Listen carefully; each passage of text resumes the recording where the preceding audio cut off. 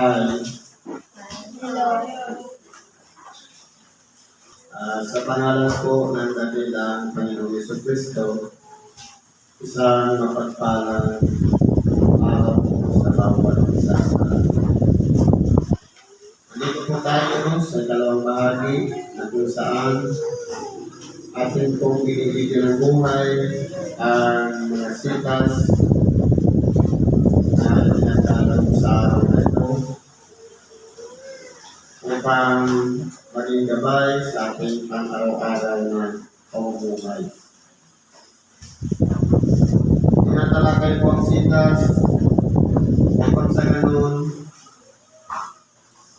meron tayong mapagbibigay-bigayan at taguin natin sa ating mga tahanan.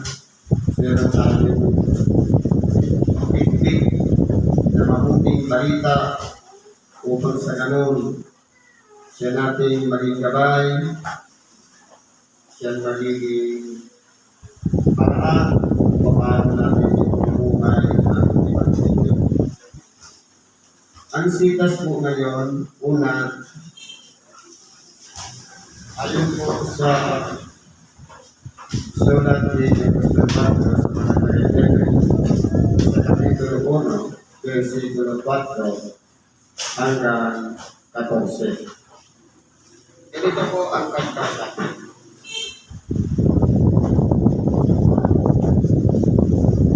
Nanaling lalong mabuti kaysa mga anghel, palibasay, nagmana ng lalong marilag na pangalan kaysa kanila.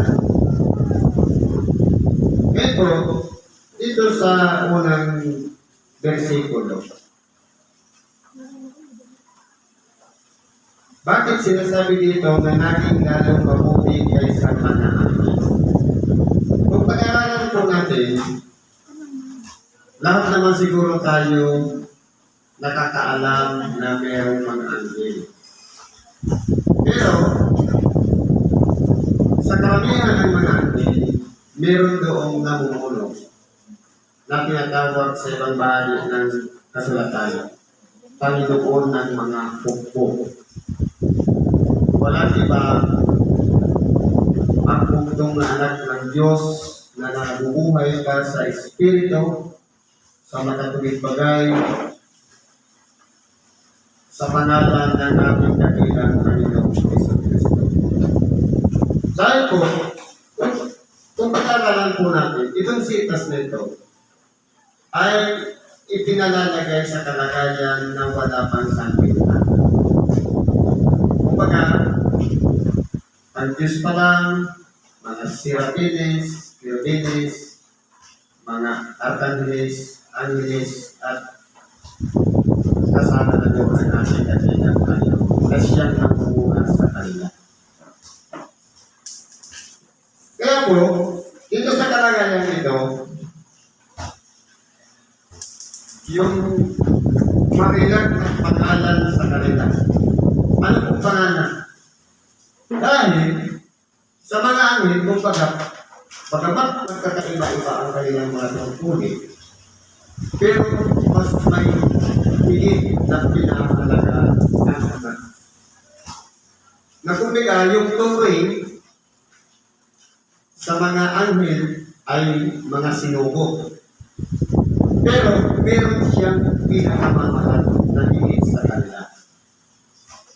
Na walang iba ang ating dakilang Panginoon nung siya'y nasa kalagayan pang Espiritu. Sapagkat wala pa noong mga panahon noon yung mga bagay na nakikita. Lahat pa hindi nakikita. Sabi dito, sapagkat ganito nga sa mga anghel, sinabi niya kailanman, ikaw ay aking anak, ikaw ay aking ipinanganak kayo. At muli, ako'y magiging kanyang ama at siya'y magiging anak. Ngayon po, sa kalagayan ito, kaya pala mas may pinahalaga ng ama. Dahil sa lahat ng mga anghel, wala may isa man doon ang itinuring niya o tinawag niyang anak. Kundi maliban sa isa. Kaya nga sinasabi, bugtong na anak ng Diyos. Sa makatuwid, wala ng iba. Na Ama, nasa kalagayan espiritu, ang kanyang bugtong na anak, nasa kalagayan ng espiritu. Sa makatuwid, may mga pangyayari na noong unang panahon na wala pang yung mga bagay na nakikita. Sabi dito,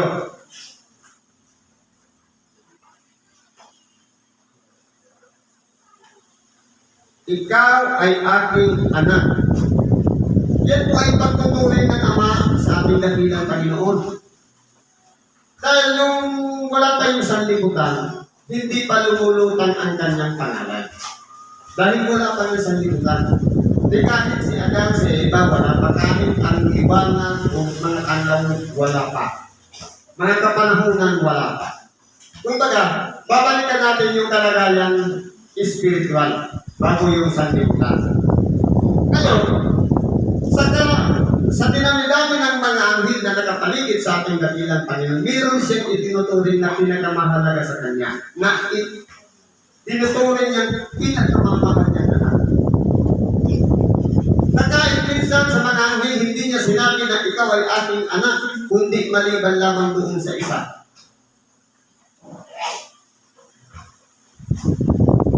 At muli niya dinadala niya ang panganay sa sangkalupa na sinasabi at sambayan siya ng lahat ng mga anghel ng Diyos. Bakit po pinapayagan ng Ama na yung itinuturing niyang anak, na pinakamamahal niyang anak, kahit ang mga anghel sa kalangitan ay hinahayaan niyang sumamba sa kanya.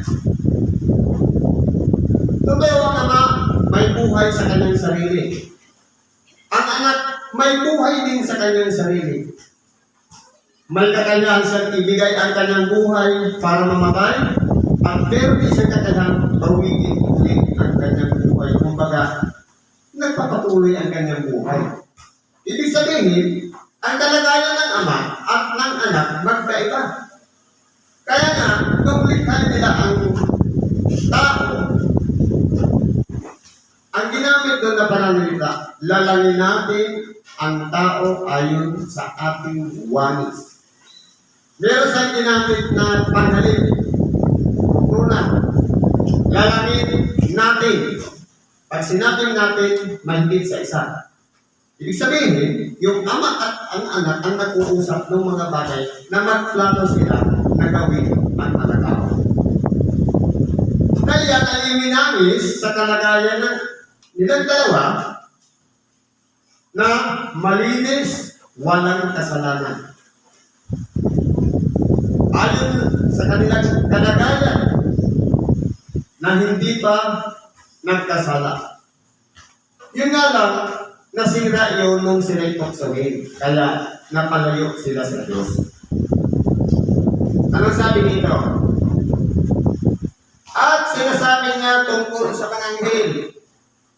Yaong ginagawa ng anghel niya ang mga hangin at ang kanyang ministro ay linas ng apoy. Ngunit tungkol sa anak ay sinasabi, ang inutukan ng Diyos ay magpakailanman. At ang sitro ng katwiran ang siyang sitro ng iyong kaharian.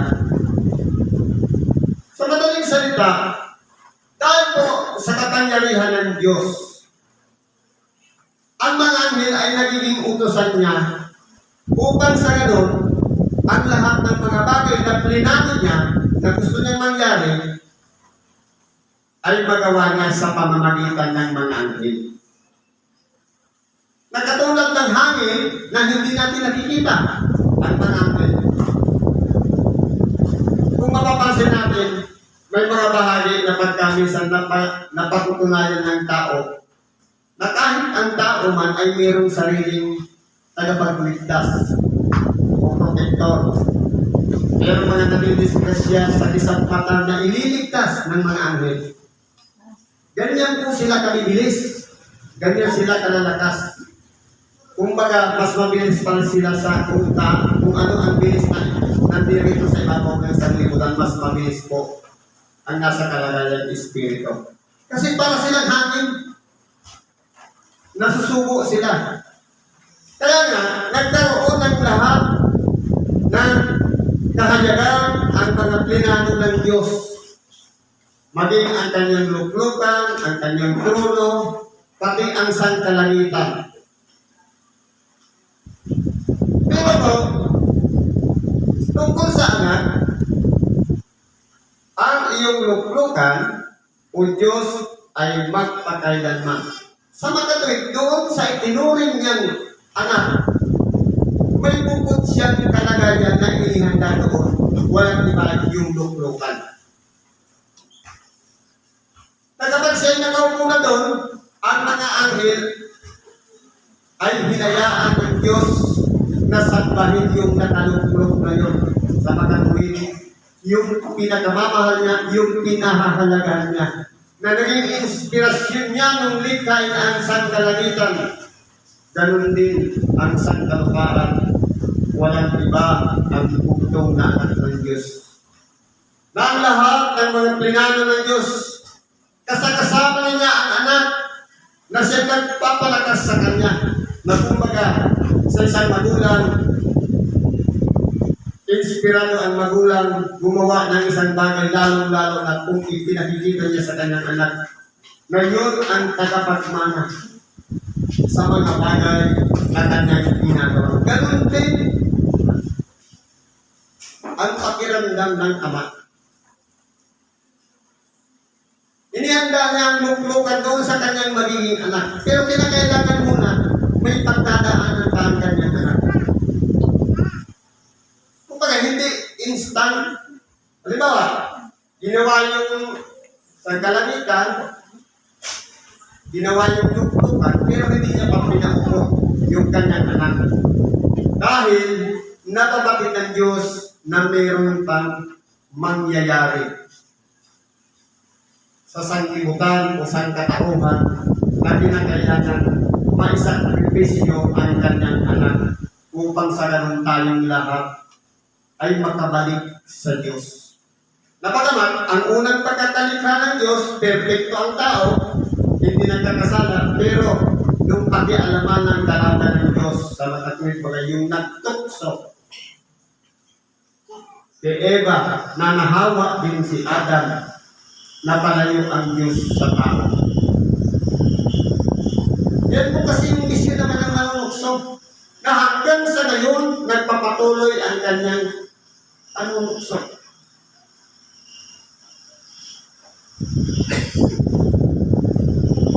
Inibig mo ang katwiran at kinabutan mo ang kasamaan. Kaya ang Diyos mo ay nagbuhos sa inyo ng langis ng kasayahan higit sa iyong mga kasamahan. Dito po, nakitaan ng Ama ang kanyang anak ng pagiging makatwiran. Kaya sinabi niya sa kanyang anak, kaya ang Diyos mo ay nagbuhos sa inyo. Sa makatuwid bagay yung Ama, nagbuhos sa anak ng langis ng kasayang higit sa iyong mga kasamahan. Na kumbaga, tanging yung anak lamang ang tumanggap ng pagbubuhos na yun, na kahit kailan hindi naranasan ng mga anak, kundi doon lamang sa isa. Sa makatuwid bagay yung pinakamamahal na anak ng Diyos na ating Ama. At ikaw, Panginoon, ang pasimulay, nilagay mo ang pinasasaligan ng lupa. At ang langit ay magagawa ng iyong mga kamay. Sabi dito, ikaw, Panginoon, ang pasimulay, inilagay mo ang pinasasaligan ng lupa. Ibig sabihin, kulang pa nung una, ang Panginoon nakasakasama na ng Diyos Ama ay magkasama na ginagawa ang pundasyon ng lupa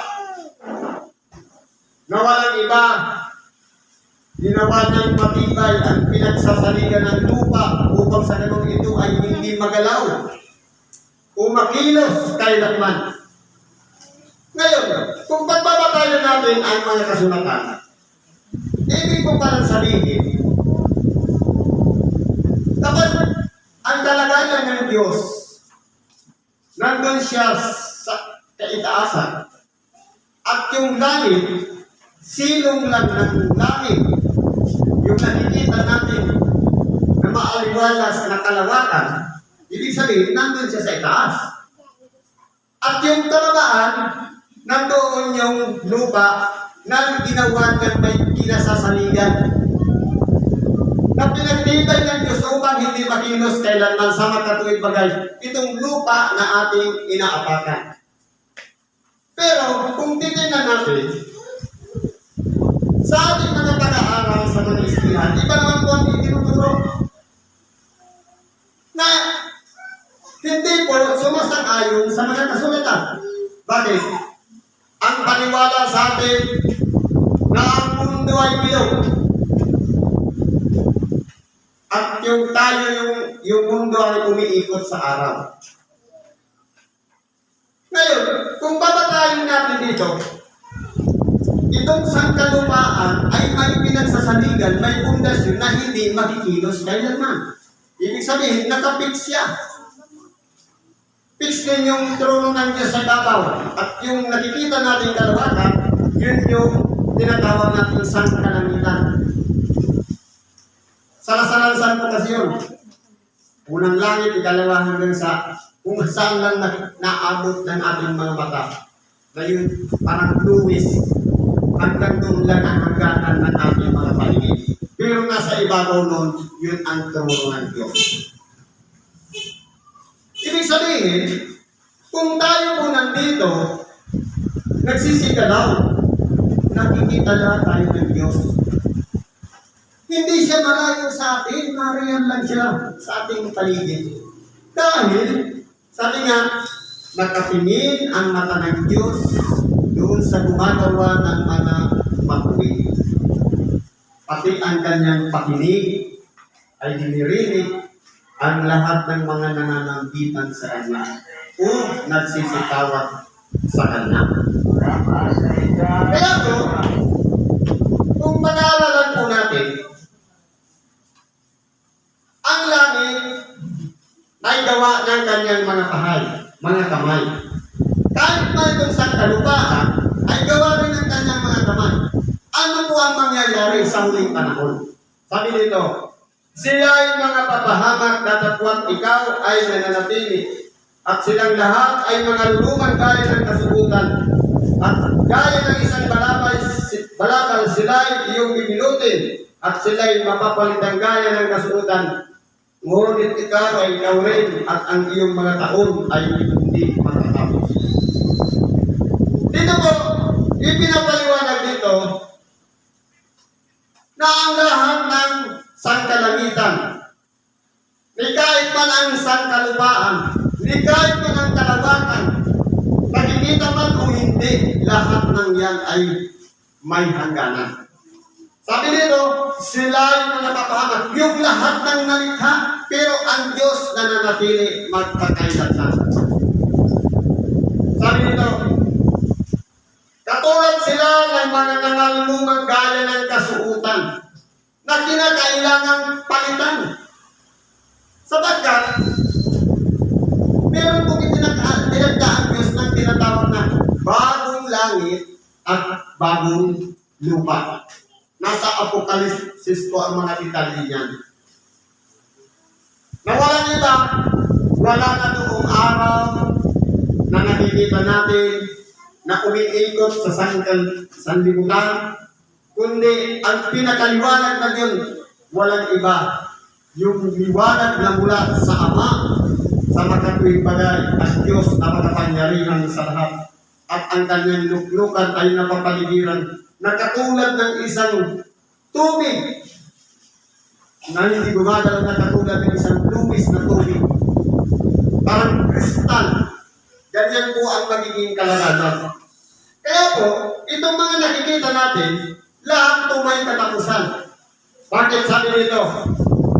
Gaya ng isang balabal, sila'y bibilutin. Na ibig sabihin, kapag halimbawa, katulad ng bago tayong gising, kung natutulog tayo sa balit, pag sinabing bibilutin, i-roll para ilagay na sa balit. Ibig sabihin, hindi mo na siya gagamitin. Sa magkatuwid, yung lahat ng mga bagay na ay mapapalitan po yan. Kahit itong lupa na ating kinatatayuan, kahit yung langit na trono ng Diyos, yan ay babaguhin lahat sa makatuwid bagay. Meron na tayong tinatawag na bagong langit at bagong lupa. Ngayon, ano magiging kalagayan ng mga tao? Hindi ba sa pamamagitan ng unang tao, pumasok na yung kasalanan dahil sa panunukso. At nagpatuloy yun hanggang ngayon, patuloy tayong tinutukso. Sa magkatuwid, walang tao ang naging ganap, walang tao ang naging matuwid, lahat po tayo ay naging makasalanan. Kaya ito naman yung panahon na sinubo niya ang kanyang bugtong na sa makatuwid bagay ang ating dakilang Panginoong Jesucristo, na sabi sa ibang bahagi ng banal na kasulatan, hain at handog ay hindi mo ibig. Dahil doon sa Israel, meron doon mga palatuntunan mga kautusan na ang bawat tao na nagkakasala, maglalaan siya ng ihahain. Walang iba, kung ano ang bigat ng kanilang kasalanan, meron siyang hayop na kakatayin, papatuloy yung dugo, at susunugin, yun ang gagawin pinag-aalay, pangtubos ng mga kasalanan. Pero tinapos na po yun ng Diyos. Ang ginawa niya, isa na lang ang ginawang handog, ang mahalagang dugo ng ating dakilang Panginoong Jesucristo. Kaya sinasabi, hain at handog ay hindi mo ibig, ngunit isang katawan ay sa akin ay inihanda mo. Walang iba. Yung katawan na isisilang ng isang birhen at pangangalagaan ni Jose sa makatuwid bagay, siyang magiging foster father upang sa ganon ang ating dakilang Panginoong Jesucristo mula pa ng pagkabata ay maingatan sa kamay ng mga malulupit na mga hari at ng mga Pariseo, mga eskribas na nandoon sa Israel ng kapanahunan ng ipanganak ng ating dakilang Panginoong Jesucristo. Kaya malaki po naging partisipasyon ni Jose. Alalahanin na lang natin, nung malaman ni Herodes sa pamamagitan ng pagkonsulta niya sa mga eskribas at sa mga saserdote na ipapanganak ang isang sanggol na siyang maghahari magpakailanman doon sa Bethlehem ng Judea. Anong ginawa niya? Nung gabi, pinatakas na yun ng Diyos sa pamamagitan ni Jose dahil sa Egypto. Anong nangyari sa ginawa ni Herodes? Mula 2 taon, bababa, lahat ay ipinapatay ni Herodes. Dahil sinisiguro ni Herodes na pinakailangan mapigilan niya yung paghahari ng isinisilang na hari na yan na walang iba ang ating dakilang Panginoong Jesucristo. Pero po, kahit anong gawin niya, nauuna pa rin ang paraan ng Diyos, kaya naingatan ang buhay ng ating dakilang Panginoon. Natalan niya doon sa Egypto at hindi napahamak. Bumalik na lang nung kapanahunan nang wala na yung umuusig sa buhay ng ating dakilang Panginoong Jesucristo. Kaya kung tinilan natin, ang pagiging Diyos ng ating Ama, ang pagiging anak ng kanyang bugtong na anak, ay nananatili magpakailanman. Sa magkatuwid, dapat ng mga nakikita natin, kahit tayo man, mga tao, kung ang mga anghel nga, nung magkasala, wala nang second chance para sila'y patawarin o kundi doon na sila sa pagkatong sapagkat sila'y nasa kalagayang espiritu. Mapalad tayo mga tao dahil mula nung dating kalagayan na tayo ay makasalanan, katulad ng isang bagay na itinuring ng Diyos na mahalaga.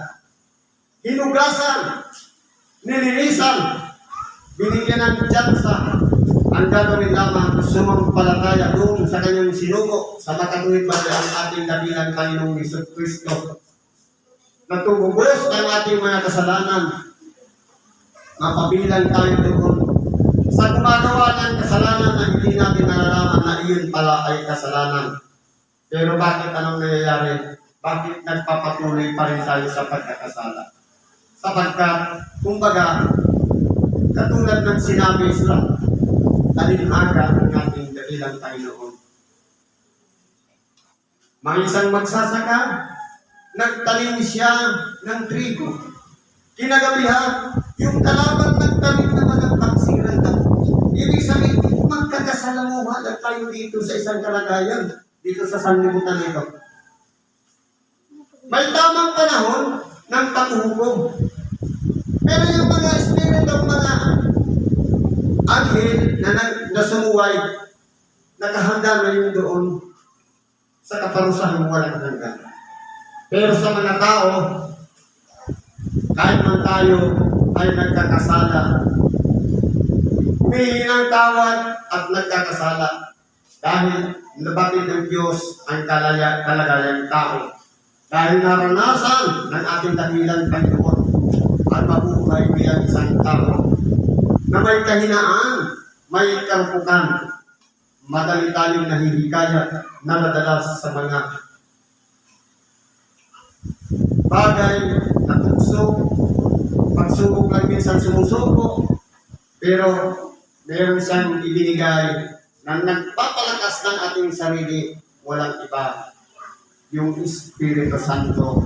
Upang sa ganun, meron tayong kalapagsangalan, meron tayong katulong sa ating pang-araw-araw na kumumuhay upang maganap na natin, magawa na natin ang ayon sa kalooban ng Diyos. Kaya po, pagdating po sa judgment, babaguhin po ang lahat. Kahit ito man kinatututungan natin lupa. Anong nangyayari ngayon sa mga taong nangamatay? Sabi sa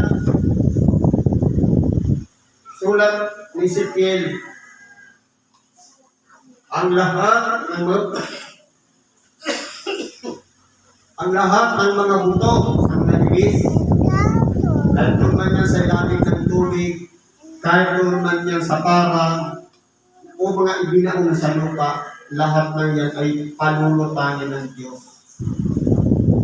At sila ay magdudugtong-dugtungin, magkakalitik, magkakalaman, at babalutin ng balat, hihingahan ko ng Diyos, at sila'y magiging buhay na kaluluwa. Kung magsagayon, ang inabutan ng kamatayan sa pagbabalik ng ating dakilang Panginoon at ang mga buhay, hindi po mga una, kundi bubuhayin muna yung mga nangamatay, magsasama-sama na yung nangamatay at nabubuhay. Yung nabubuhay sa isang mata naman, babaguhin din ang kanilang katawan. Kung sa ganon, sama-sama sa salubong sa ating dakilang Panginoon. At ito na po yung tinatawag na paghukom. Ibang tayo hukuman, una tayo napakadami sa pamamagitan ng salita na ating napakinggan, inunawa at tumindal sa ating puso at isip. Diyan po ibabagay kung ano ang nakalagay sa ating puso. Kung tayo ay hindi sumusunod sa nakasulat yan sa ating puso, kung tayo makasalanan, mapapabilan po tayo doon na ihiwalay para sa kapahamakan. Kaya po, yung mga anghel, meron po paglalagyan yung mga gumawa ng kasamaan.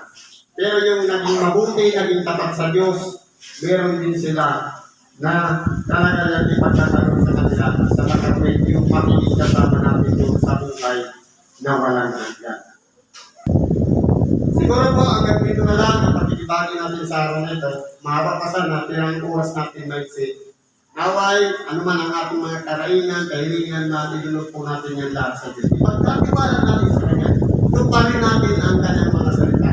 At iingatan niya tayo at mabubuhay tayong nakasama niya papunta doon sa buhay na wala. Salamat po sa Diyos at isang naman palang araw sa bawat isa.